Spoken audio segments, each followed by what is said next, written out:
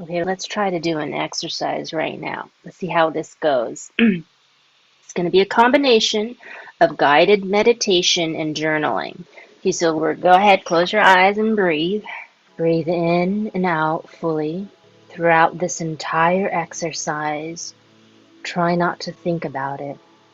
Just relax and let your body bring up the images and feelings and thoughts, just like a movie scene appearing before you.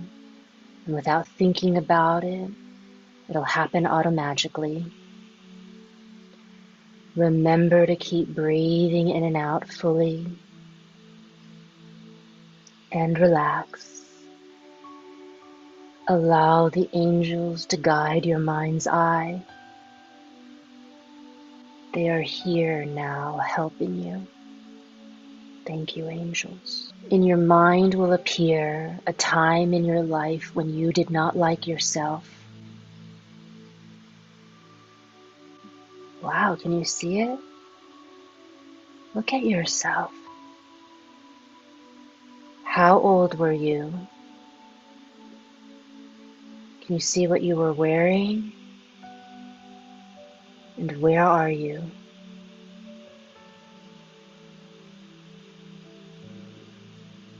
See yourself in that location and see God right next to you. Whether you saw him in that moment or not, you can see him now. He's right there next to you in that same time, at the age that you were, in that same location when you didn't like yourself.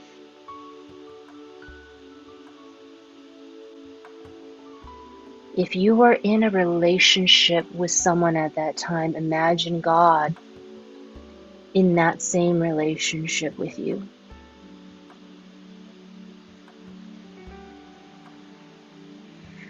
Breathe.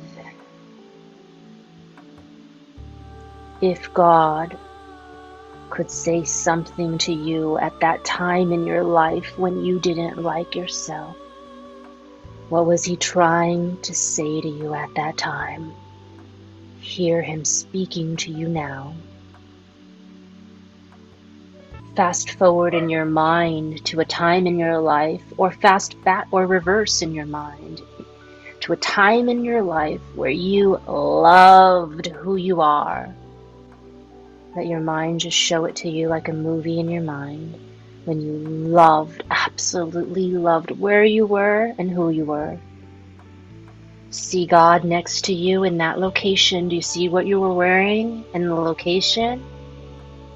See God right next to you, and he bumps your shoulder and goes, I told you. And then hear him saying to you, hey, thanks for doing this with me. Thank you for making me real in your life. And see God holding your hand and thanking you, because it's such a good day. Such a good day when you like yourself.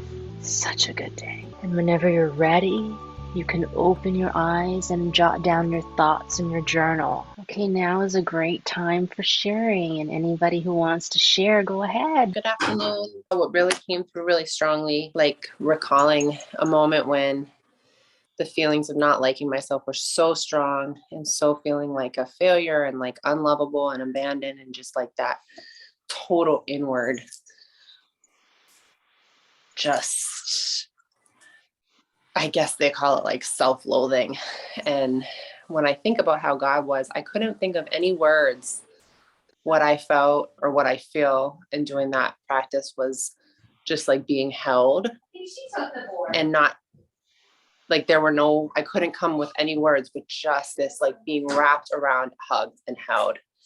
And it makes me think of like with the deepest kind of practice and expert compassion, you don't have to make it different for that person in that moment. Like you see the suffering, and you can be in our expert practice of compassion, we can recognize the suffering and be with it. And when we're in a different maybe level of it, we want it to be different. and we see the suffering and we feel it, we want it to be different right then. But that's not the feeling. It was just like being completely wrapped around. And the other thing that came to mind just in the lesson is thinking, so this is such a helpful lesson in terms of how we relate to ourselves and how to, and like, I feel like there's the level of at an individual level, this lesson. And then what does that also look like in, maybe we're not a nation, maybe as a church, or maybe as a community, or maybe as people who are coming together with shared purpose. Like, what does this lesson mean in those contexts? So I'm curious. I'm thinking about that as well, because like you said, in the Hebrew Bible, it's like God speaking both to the individuals as well as to a nation that is bound together and struggling together. And you have all of these different parts, but there is a nation itself.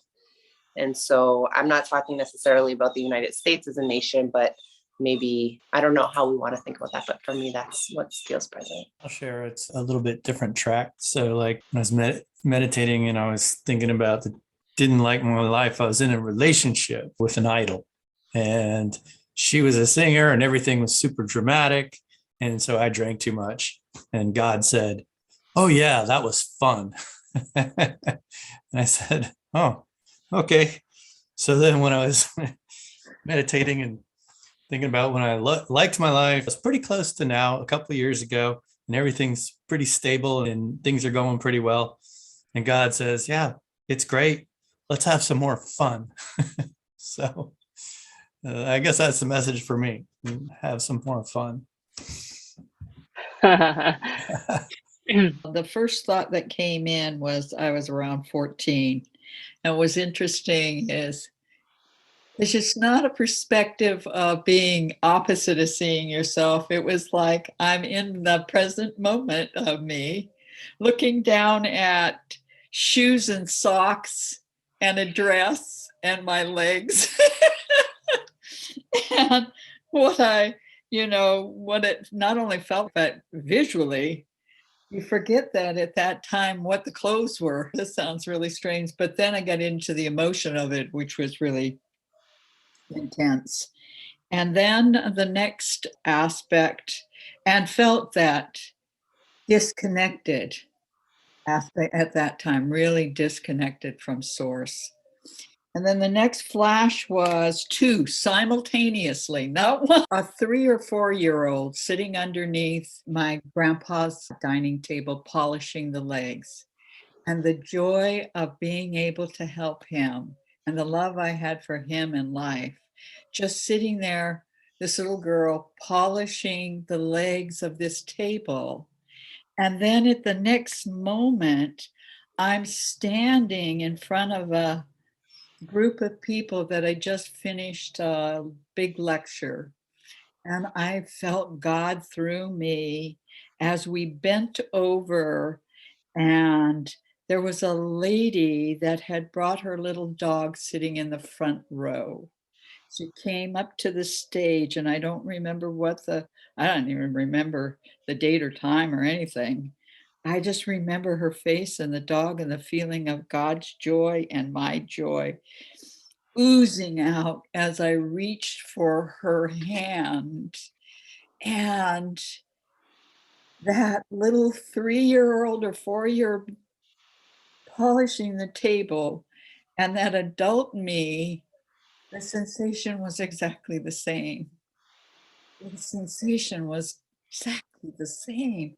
And I got a glimpse of what they mean by the present. The past is in the present. The sensations then change sensations of the traumatic stuff now. It's a weird concept, but I will ponder it because I know the pondering is quite what you talk about of thinking and re-engaging with those kinds of deep questions where God and I can communicate as one unit. Thanks. This whole today's, I just wrap my arms around. Thank you so much, everyone, for sharing.